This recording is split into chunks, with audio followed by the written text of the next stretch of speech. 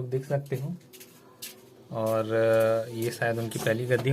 और कुछ जानकारी लेंगे उनके घर वालों से। अभी भी उनके घर में उनके जो डिसेंडेंट्स है या फिर उनके नाती पोते वो सब रहते हैं अभी भी, तो उनसे हम लोग जानकारी लेंगे। ये फिलहाल गद्दी है जो आपको पहले ही रूम में देखने को मिलेगी सबसे शुरुआत में ही। बाबा जी का आशीष है इसमें।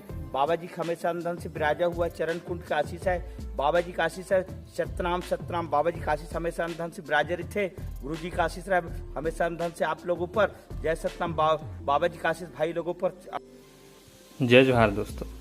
आज की इस वीडियो में दोस्तों मैं एक बहुत ही खास कॉन्सेप्ट, एक संकल्पना आपके सामने लेकर आया हूँ, जिसके बारे में आज की इस वीडियो में हम लोग बात। हमने काफ़ी सारे सतनामी गुरुओं माताओं के बारे में जाना दोस्तों। सतपुरुष सतनाम, सतपुरुष परम पिता का नाम जो है आपको हमेशा हर जगह सतनाम से संबंधित जो पर्यटन स्थल है उनमें सुनने और देखने को मिलेगा। ये कौन सतपुरुष है दोस्तों जिसकी बात लोग करते हैं, या कौन परम पिता है जिनकी बात लोग करते हैं? आपने हमेशा ही ऐसे पर्यटन स्थलों में बहुत सारे बाबाओं के मुंह से यह ज़रूर सुना होगा। कौन सतपुरुष है जिसकी गद्दी की पूजा की जाती है, जिसके पर्यटन स्थल पर हम लोग जाते हैं? आज की वीडियो में यही सब चीज़ें के बारे में जानेंगे। वीडियो काफ़ी रोचक होगा।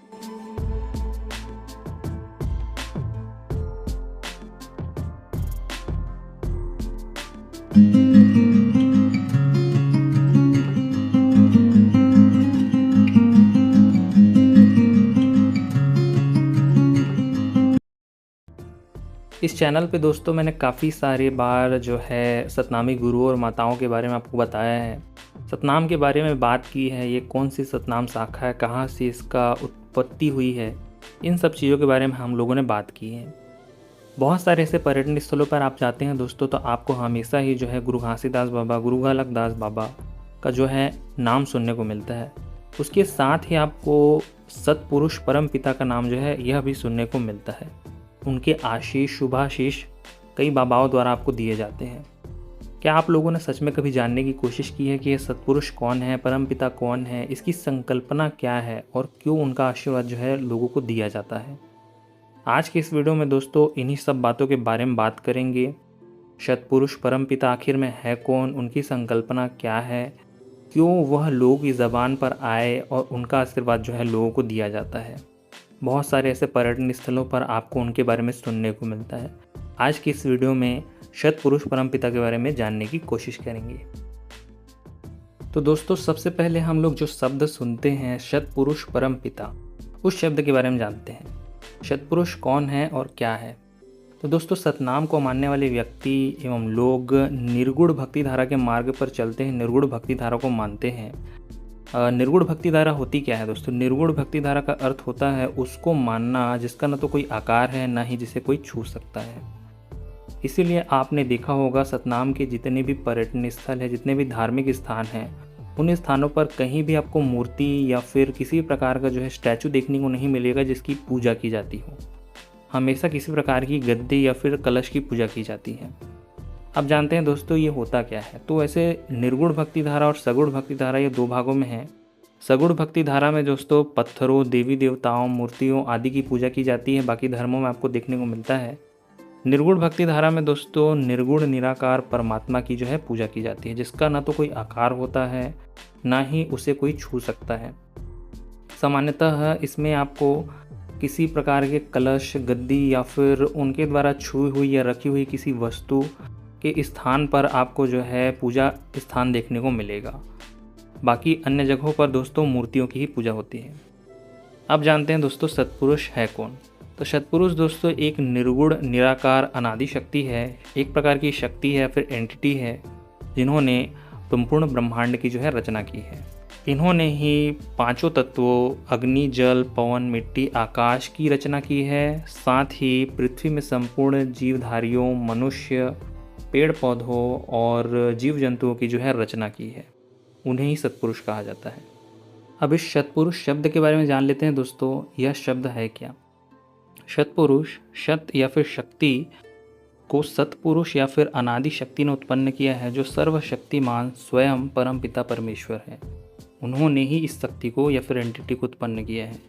वह महती अत्यंत अनादि शक्ति है। उसका उद्घाटन करने, उसे धारण करने से यह ऊपर से अनुभव असहाय, दुर्बल, अशक्त दिखने वाला जो मनुष्य जीवन होता है वह कल्याणकारी, शक्तिमान और वैभव से जो है पूर्ण हो जाता है। कहने का तात्पर्य यह है दोस्तों कि अनादि शक्ति या फिर सत्पुरुष ने ही जो बाकी शक्तियाँ हैं या फिर एंटिटी है उसको उत्पन्न किया है, उसका उद्घाटन या फिर सिर्फ उसे धारण करने से, मतलब सिर्फ उसे मानने से, उसका अपने अंदर में उसको अंतर्मन में छिपा लेने से ही जो यह दुर्बल व्यक्ति होता है, मनुष्य होता है, वह शक्ति से परिपूर्ण हो जाता है। हमारे पीछे की जो शक्ति होती है दोस्तों, जो अक्षय कोष छिपा होता है, उसकी खोज एवं सिद्धि से ही जो मनुष्य जीवन का अंतिम आदर्श जो है वह पूर्ण हो पाता है, मतलब मोक्ष को प्राप्त करना।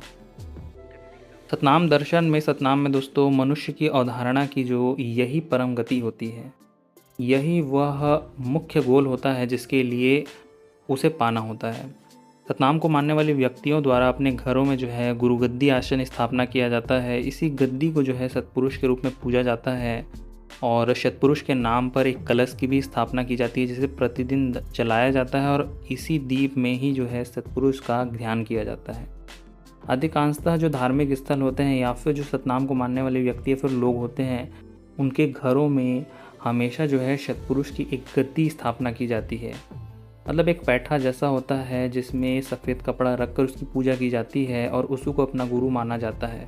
साथ ही उसके आसपास उसी स्थान पर एक कलश की भी स्थापना की जाती है जिसमें ज्योति जलाई जाती है प्रतिदिन, और उसी जलती हुई ज्योति को जो है दोस्तों सतपुरुष की संकल्पना कही जाती है और उसे ही सतपुरुष के रूप में माना जाता है और उसकी पूजा की जाती है।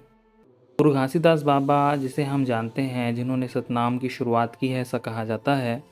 गुरु घासीदास बाबा ने भी अपनी वाणी में कहा है, मंदिरवा में का करल जइबो, अपन घट के ही देवाला मनइबो। मतलब मंदिर में जाकर हम क्या पूजा करेंगे, अपने घर में ही हम सतपुरुष की, परम पिता की जो है पूजा करेंगे।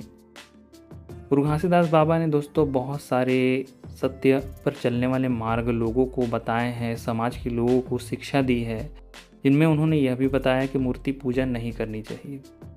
दोस्तों आज भी जो है सतनाम को मानने वाले मूर्ति पूजा नहीं करते हैं और सिर्फ जो है गुरुगद्दी की ही स्थापना करते हैं, उसकी पूजा करते हैं, और जो कलश होता है, जो सतपुरुष परमपिता की एक निशानी होती है, उस कलश की स्थापना करते हैं, गद्दी की स्थापना करते हैं और उसकी पूजा करते हैं। तो दोस्तों आप लोगों ने आज के वीडियो में जाना कि सतनाम होता क्या है, सतनाम सतपुरुष परमपिता है क्या, उनकी संकल्पना क्या है, और गुरुगद्दी और कलश पूजा सतनाम में क्यों होता है। सतपुरुष अंततः वही शक्ति होती है दोस्तों जो आज आपको जिंदा रखे हुए है और इस पूरे ब्रह्मांड की निर्माण किए हुए हैं।